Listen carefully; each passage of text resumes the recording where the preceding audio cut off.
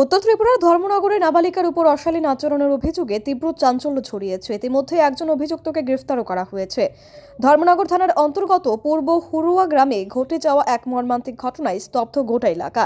অভিযোগ, ষষ্ঠ শ্রেণীর এক নাবালিকা ছাত্রী স্কুলের পরীক্ষা শেষ করে বাড়ি ফেরার সময় অভিযুক্তরা তাকে একটি দোকানে ডেকে নিয়ে অশালীন আচরণ করার চেষ্টা করে।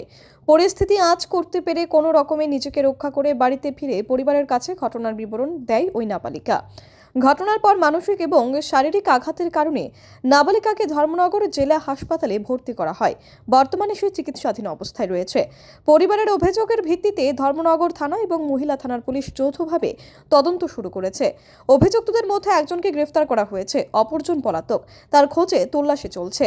দুপুর 2:30 নাগাদ আমরা একটা অভিযোগ পাই, একটা নাবালিকা 13 বছরের একটা স্কুল স্টুডেন্টের সাথে দুজন লোক, একজন বয়স্ক লোক 55 অ্যাভাব বাজে কাজ করেছে ওনার দোকানে ডেকে নিয়ে গিয়ে।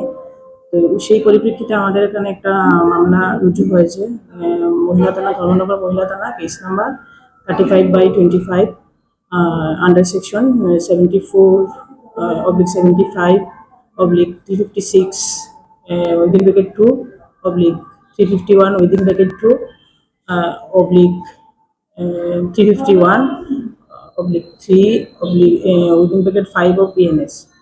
ঘটনার তদন্ত করতে গিয়ে যিনি রয়েছে তদন্তকারী অফিসার, উনি মেয়ের জবানবন্দি নিয়েছেন, মায়ের জবানবন্দি নিয়েছেন এবং এই অভিযুক্ত একজনকে আমরা গ্রেফতার করতে সক্ষম হয়েছি এবং ইনভেস্টিগেশন প্রক্রিয়া জারি রয়েছে। আমরা বাকি অভিযুক্তকে অতি সত্বর গ্রেফতার করতে পারবো। Bureau report, PV north east.